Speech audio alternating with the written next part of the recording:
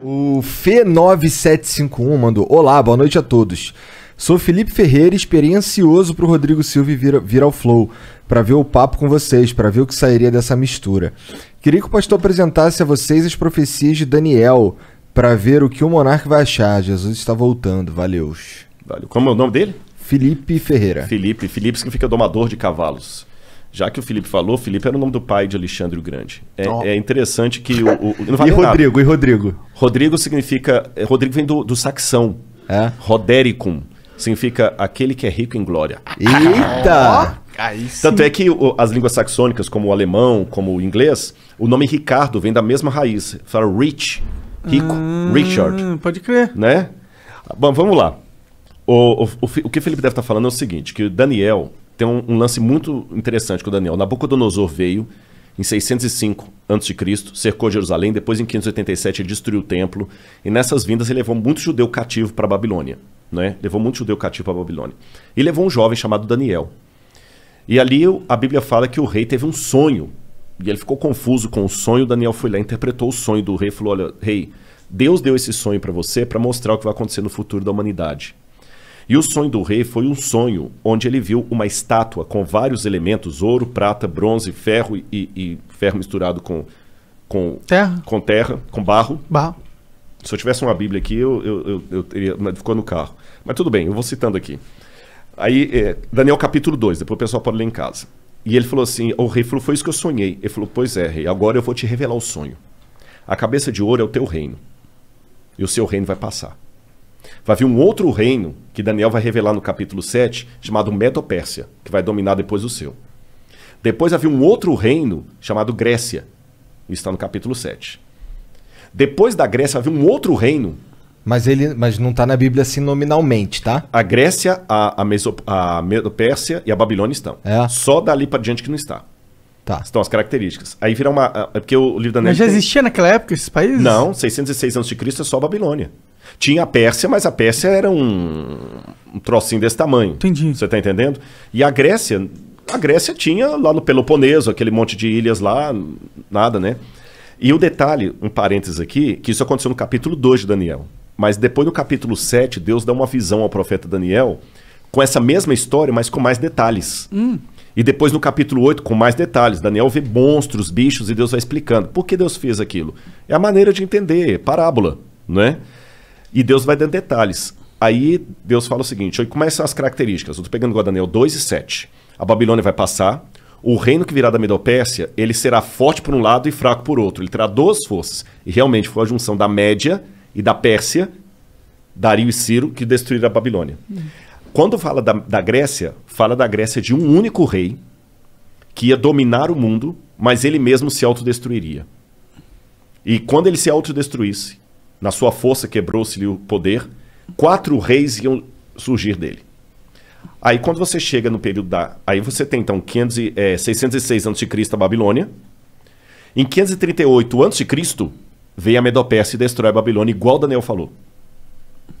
Em 331 a.C., Daniel já tinha virado farinha, vem o filho de Filipe, Alexandre o Grande, da Macedônia, e começa a fazer as conquistas gregas. Igual a profecia falou. Entendi. E Alexandre o Grande, ele só ia conquistando e não voltava, conquistando e não voltava. E como é que Alexandre morreu? Ele se autodestruiu praticamente, porque ele morreu em 323 a.C., com 33 anos de idade. Aí tem algumas versões, alguns acham que ele contraiu febre tifoide na Índia, outros acham que ele resolveu beber uma taça de vinho para cada ano da vida dele. Eu sei que na sua força ele se quebrou. O reino de Alexandre não foi dominado externamente por ninguém, ele mesmo morreu. E ele não deixou descendente, porque ele tinha um filho com Roxane que foi morto. E aí, o que aconteceu depois da morte de Alexandre? Lembra a profecia? Depois que esse rei se quebrar, vão vir 4 no lugar dele repartindo o reino. O reino de Alexandre é repartido entre seus 4 generais. Cassandro, Seleuco, Lisímaco e Ptolomeu. Igualzinho a profecia falou, e Daniel já tinha virado farinha aí. Daniel é 606, estou falando em 331 a.C., traz para frente. Aí falou que depois que esses 4 divisões se sugeria, aí viria um reino que dominaria todo mundo com mão de ferro. E ele duraria muito tempo. E vai falando das perversidades. Aí quando você pega quem substituiu ali depois dos 4 Diódoros de Alexandre, Roma. E fala detalhe por detalhe de Roma. Aí quando fala dos pés em ferro com barro, fala o seguinte: esse último reino será o último reino da terra. Ele não será um reino mundial como os anteriores. Assim como ele tinha uma parte em ferro e uma parte em barro, esse reino será um reino dividido entre nações, onde ele terá por um lado a força do ferro, por outro lado a fraqueza do barro. Durante muito tempo, essas nações tentarão se unir por acordos, contratos e casamentos. Mas assim como o ferro não se mistura com o barro, eles não se unirão. Aí quando você continua estudando a história geral, o que acontece em 476 d.C.? Cai o Império Ocidental Romano. E ele é dividido entre as tribos bárbaras que atacaram Roma e que viraram os países da Europa Ocidental hoje. Que durante toda a história da Europa ficou fazendo o quê? Tentando se unir. Através de casamento, por exemplo. Dom Pedro I era filho de Carlota Joaquina. A esposa dele era princesa da Áustria. Tá certo? A Rainha Vitória chegou a ser chamada de vovó da Europa, porque ela tinha parente em todo lado. Lembra que o que casou com a Elizabeth agora, ele era de sangue alemão e estava na Grécia. A Europa toda tem parentes e eles não conseguiram unir a Europa. O que Napoleão tentou? O que Carlos Magno tentou fazer? Unir a Europa, e não conseguiu. O que Napoleão tentou fazer? Unir a Europa, não conseguiu. O que Adolf Hitler tentou fazer? Unir a Europa, e não conseguiu. Mercado como europeu, unir a Europa, e não conseguiu. Agora o Brexit. A Europa pensou que rachou de novo. E a profecia falou que esse reino seria um reino dividido até o fim, quando então virá uma pedra do céu, que é a volta de Jesus. Eu dei um panorama assim rápido, sabe? Então acaba com o cometa. Não, ali é um símbolo da volta. Não é um asteroide. Fala que é uma pedra como se fosse tirada uma montanha. É um símbolo da intervenção divina na história. Entendi. Nos dias desses reis. Então, cara, é muita coisa coincidindo assim, que você vai assim, pô, mas aconteceu ao pé da letra. Isso é só um exemplo. A Bíblia está lotada de profecias. Não são profecias como música de Roberto Carlos quando você está na fossa. Qualquer uma conta a sua história. Você entendeu? Não tem música assim. Qualquer uma conta a sua história. Você tá lá, tomou um pontapé no traseiro da menina, parece que a música foi feita pra você. Sim, histórias que são arquétipas. Não, tipo não é o caso. Isso aqui é... Histórias que se repetem na humanidade. É muito legal. E eu vou fechar essa resposta aqui, que foi só uma pincelada que eu dei, né? Durante muito tempo, muitos pensavam que tudo de Daniel era um mito. Por exemplo, se você conversasse com um cético no século XVII, XVIII, até o início do século XIX, ele dizia assim... Daniel não foi o cara que leu umas paradas que foram escritas na parede com sangue? Foi o Belsazar, que era o rei da Babilônia. Eu vou falar dele na arqueologia. Olha que interessante. Segura que eu vou falar dele. Um cético até por volta de 1820 ia falar com você assim: livro de Daniel é todo mito, bobagem, nada disso aconteceu, porque a arqueologia não existiu Babilônia. Pelo menos o grande império da Babilônia não existiu. Você vai no rio Eufrates de fora a fora e não vê nenhuma Babilônia ali. E a Bíblia e Heródoto falavam que a Babilônia, o rio Eufrates cortava a cidade, igual o Tietê e Pinheiros corta São Paulo. Aí você vai Tietê de fora a fora e não vê rastro de cidade. Até que, em 1899, um pouco antes, a Layard começou a explorar algumas coisas e ele conseguiu encontrar tijolos com escrita estranha, que foram decifradas e descobriram o nome de Nabucodonosor. Eu mesmo tive a oportunidade de traduzir um tijolo com escrita cuneiforme. Tem um artigo publicado disso, pela USP, inclusive. Que foda. Onde eu estudei e achei o nome de Nabucodonosor. Vou contar desse tijolo para vocês daqui a pouquinho. Provou, então, que, o Nabucodonosor existiu. Mas até esse achado de Layard, falar de Nabucodonosor era algo tão ridículo na academia como falar do rei Arthur. Provou que Nabucodonosor existiu. Em 1898, 14 anos depois disso, Robert Coldray, um arqueólogo alemão, descobriu na colina de Hilá a Babilônia. E o rio Eufrates estava desviado, por isso que ele não passava dentro da cidade. Entendi. Então já provou, Nabucodonosor existiu, a Bíblia estava certa, a Babilônia também existiu. Aí, depois descobriram, quando decifraram a escrita cuneiforme, o neo-acadiano, a lista dos reis da Babilônia. Aí veio o Belsazar. Porque, segundo a Bíblia, o rei que estava no poder quando os medo-persas atacaram a cidade, o rei da escrita na parede lá que se falou, chamava-se Belsazar. Só que quando você pegava a lista dos reis da Babilônia, o último rei era Nabonido. Então, peraí. Agora nós temos um problema arqueológico. A lista oficial da Babilônia, quando colocava os reis inteiros, o último foi Nabonido, não teve nenhum depois dele. E a Bíblia fala que o último rei era Belsazar. Aí muitos críticos falaram, tá vendo? A arqueologia desmente a Bíblia. Até que William Talbot estava trabalhando nos porões do Museu Britânico e ele descobriu um tablete que foi traduzindo as orações de Nabonido, as crônicas de Nabonido. E lá nas orações de Nabonido, ele pedia aos deuses, ao deus Marduk, que protegesse o seu filho primogênito, Bel-Uru-Achar, que é Belsazar. Aí o Talbot, pô, caraca, bicho, o Belsazar da Bíblia existiu. Mas mesmo assim os críticos falaram, calma, isso não prova que a Bíblia está correta, porque a Bíblia coloca Belsazar como o rei da Babilônia. A única coisa que a arqueologia provou é que existiu um filho do rei chamado Belsazar. Só que mais tarde descobriram outro pedaço de tablete. Quando eu falo tablete cuneiforme, é aquelas pedacinhos de argila com escrita. Sim. Aí trazia o que aconteceu. O Nabonido não ficava em Babilônia a maior parte do tempo, ele ficava no oásis de Teimá. E quando os medo-persas atacaram a cidade, ele estava em Teimá, ele voltou desesperado com o exército dele, mas foi interceptado. E quem estava na cidade? Ali diz que estava o filho dele, Bel-Uru-Achar, que assumia o trono na ausência do pai. Entendi. E que naquela noite o filho foi morto, como a Bíblia fala. Agora olha que detalhe. Quando você vai no livro de Daniel, no capítulo 5, que conta essa história, o rei no desespero, quando ele vê a escrita na parede lá, que é a sentença de morte dele, ele chama os sábios da Babilônia para decifrarem, inclusive o Daniel, o profeta.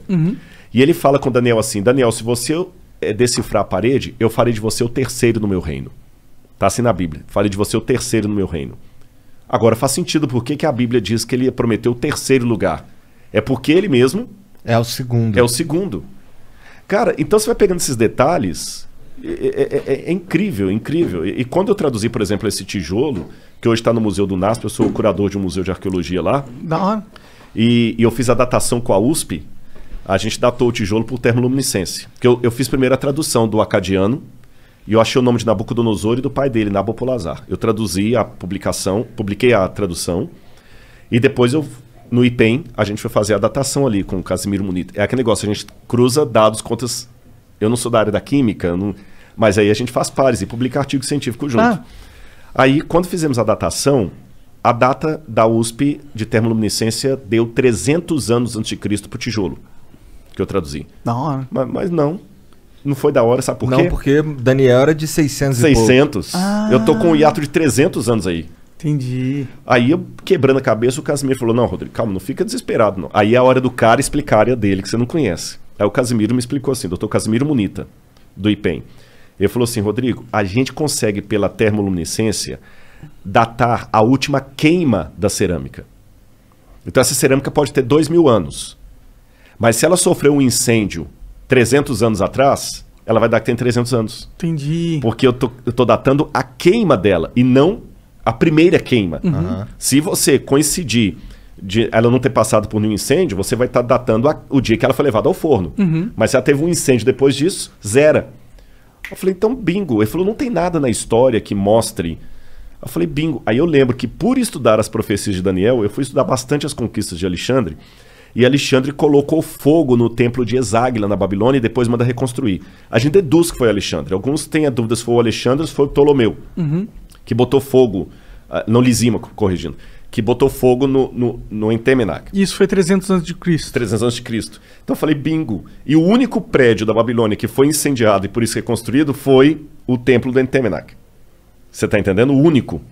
Aí eu falei, então agora eu sei, a data que eu tenho é a data do incêndio da época de Alexandre. E agora eu sei, dentro da Babilônia, de onde veio esse tijolo. Dentro do templo. Aí eu fiquei emocionado, gente. Vou falar com vocês por quê. Porque aquela inscrição que eu traduzi era uma inscrição pública. É igual você tem na Flow que estava na parede ali embaixo e tudo, é uma inscrição pública, né? E aquela inscrição pública estava no templo do tesouro do Nabucodonosor. E a Bíblia fala que quando ele levou os utensílios de Jerusalém para lá, para humilhar os judeus, e para lembrar o início da nossa conversa lá do podcast lá atrás, que eu falei que Jeremias falou, Deus vai trazer os babilônios, porque vocês não estão obedecendo a aliança, Deus vai tirar a proteção dele, já que vocês estão procurando outros deuses. O Daniel viu os utensílios sagrados do templo sendo levados pelos babilônios lá para a Babilônia. E segundo a Bíblia, guardados na casa do tesouro do Deus. É provável que esses tesouros ficassem dentro do templo do Entemenac. Porque o Nabucodonosor e os babilônios, eles tinham o costume de fazer uma espécie de museu, antes dos museus, de guardar artefatos de espólio de guerra dentro do templo. Pode crer. Então Daniel leu com os olhos dele aquela inscrição que eu traduzi. Ah, pode crer. Agora ele leu com que espírito? Humilhado. Imagina, tudo que você tem de mais especial. Se você for religioso, aquele crucifixo que a sua avó te deu, que fez o catecismo e tudo, sendo colocado lá de qualquer maneira lá... Com um espólio de guerra. Espólio de guerra. Ou então vamos supor que aqui no programa vocês têm algumas coisas legais, que falam assim, pô, isso aqui a gente guarda com carinho, porque isso aqui foi o primeiro prêmio que a gente ganhou e tudo. Sim. Aí você vê um negócio colocado lá, banalizado, te dói o coração. Daniel estava humilhado. Ele passou na porta do Entemenac e ele viu isso. E ele leu aquela inscrição. Eu sou Nabucodonosor, que foi o que eu traduzi. Rei da Babilônia, provedor dos templos de Esagla e Êsda. Daniel deve ter feito perguntas similares às que eu fiz quando eu estava com a depressão. Onde está Deus? Tem um Salmo 139 que diz: às margens do rio da Babilônia, nós nos assentávamos e chorávamos lembrando de Sião. Aqueles que são mais antigos que eu devem lembrar de uma música antiga, né? On the rivers of Babylon.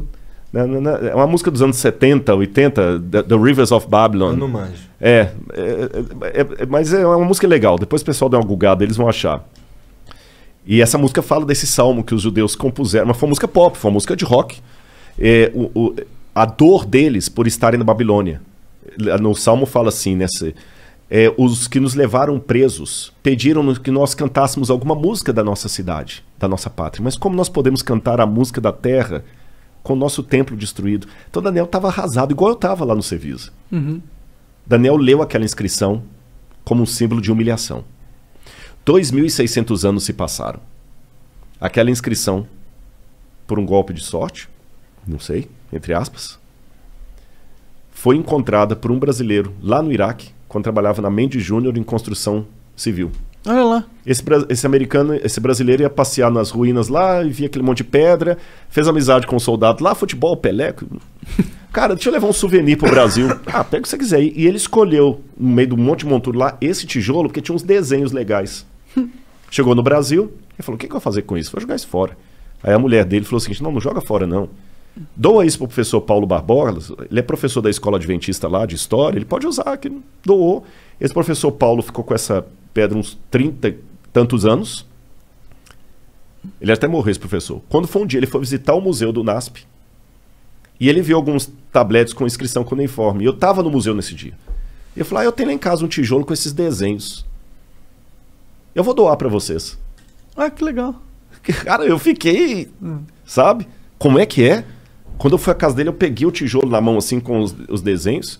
Se você colocar aí, se não for abusado sobre vontade, se você colocar assim, tijolo babilônico Rodrigo Silva, vai aparecer uma foto do tijolo aí na internet, tem tudo, né, cara? Hoje em dia é só clicar. Aí o que acontece? Eu peguei aquele tijolo, quando eu falei: professor, isso aqui não é desenho, não, isso aqui é inscrição cuneiforme. Ele falou: aí o que tá escrito isso aí? Eu falei: não dá para escrever. É esse aqui, ó. Esse aqui, ó. Eu falei no ex-ateu, graças a Deus. Eu nem sabia disso aqui, não tem nada a ver com isso. Um ex-ateu Blogspot. Eu nem sei quem é, viu? Mas é esse tijolo aqui, ó. É esse aqui, ó. Ali, eu não sei se o pessoal de casa vai ficar tão nítido das fotos, que às vezes não dá, né? Não, mas ele sabe que a gente pesquisou. Pesquisou, né? Então ali aquela primeira... Parece um asterisco. Parece. Se lê Dingir em acadiano. Dingir. Dingir é um epíteto de um nome divino, mas ao mesmo tempo como o nome de um rei, logo em seguida. Aí você tem essa língua silábica, ela não é alfabética. Aí você lê Dingir, Nabucodonosor, Lugal. Lugal é rei em acadiano.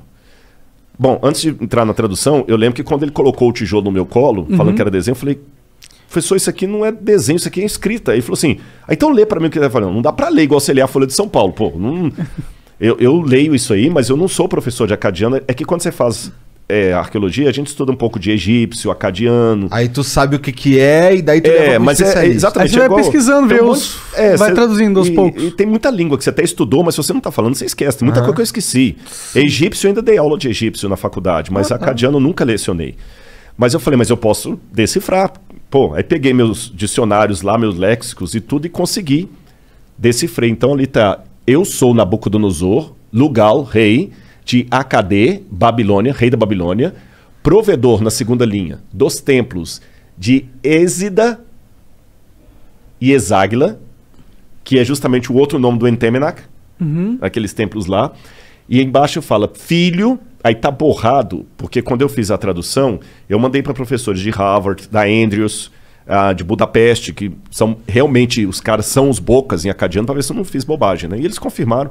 E um professor de Budapeste acredita que onde está borrado aqui, que eu não consegui traduzir, seria filho primogênito de Nabopolassar Lugal Acadê, rei da Babilônia.